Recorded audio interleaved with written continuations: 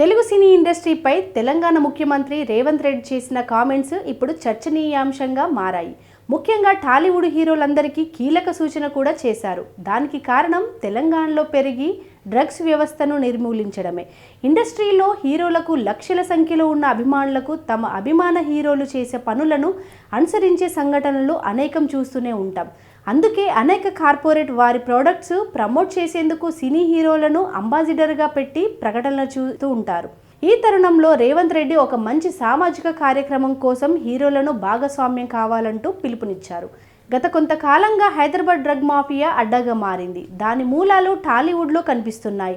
గత 6-7 పలువురు చిత్ర ప్రముఖులు డ్రగ్స్ ఆరోపణలు ఎదుర్కోవడం కలకలం రేపింది. 2017లో పెద్ద డ్రగ్ రాకెట్ గుట్టురట్టు చేసిన అధికారులు పూరి జగన్నాథ్, చార్మి, ముమెత్ ఖాన్, తరుణ్, రవితేజ, సుబ్బరాజు, తనిష్తో పాటు మరికొందరు ప్రముఖులను విచారించింది. డ్రగ్ పెడ్లర్స్తో వీరికి సంబంధాలు ఉన్నట్లు గుర్తించారు. 2021లో వీరిని మరోసారి ఎన్ఫోర్స్మెంట్ డైరెక్టరేట్ విచారణకు పిలవడం కూడా జరిగింది. నటుడు నవదీప్, తరుణ్, రానా, రకుల్ ప్రీత్ సింగ్ పలుమార్లు డ్రగ్స్ ఆరోపణలు ఎదుర్కొన్నారు. నిర్మాత కేపీ చౌదరి డ్రగ్స్ అమ్ముతూ అడ్డంగా బుక్ అయ్యారు.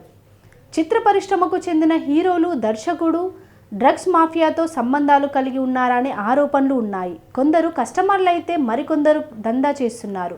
ఇక కొద్ది రోజుల క్రితం బెంగళూరు రేవ్ పార్టీలో కూడా డ్రగ్స్ బయటపడింది. ఈ పార్టీలో నటి హేమ కూడా బయటపడ్డారు. ఇలాంటి నేపథ్యంలో తెలంగాణలో కొత్తగా కొలువు తీరిన కాంగ్రెస్ గవర్నమెంట్ దీనిపై ప్రత్యేక దృష్టి పెట్టింది. టాలీవుడ్పై కొరడా జుల్పిస్తుంది. డ్రగ్ ఫ్రీ టాలీవుడ్ దిశగా అడుగులు వేస్తుంది. ఈ క్రమంలో సీఎం రేవంత్ రెడ్డి పరిశ్రమ పెద్దలకు కీలక సూచనలు వేశారు. టికెట్స్ హైక్స్ కోసం, ప్రభుత్వ అనుమతుల కోసం ప్రభుత్వం చేసే దర్శక నిర్మాతలు, హీరోలు డ్రగ్స్కి వ్యతిరేకంగా అవేర్నెస్ వీడియోలు చేయాలని ఆదేశాలు జారీ చేశారు.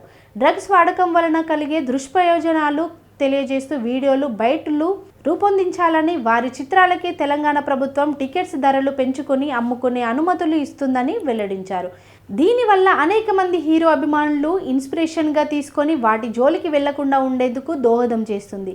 అలాగే ఈ క్రమంలో సీఎం రేవంత్ రెడ్డి హీరో చిరంజీవిని ప్రశంసించారు. ప్రభుత్వం అడగకుండానే స్వచ్ఛంగా ముందుకు వచ్చి ఆయన డ్రగ్స్ వినియోగానికి వ్యతిరేకంగా వీడియో చేశారని కొనియాడారు.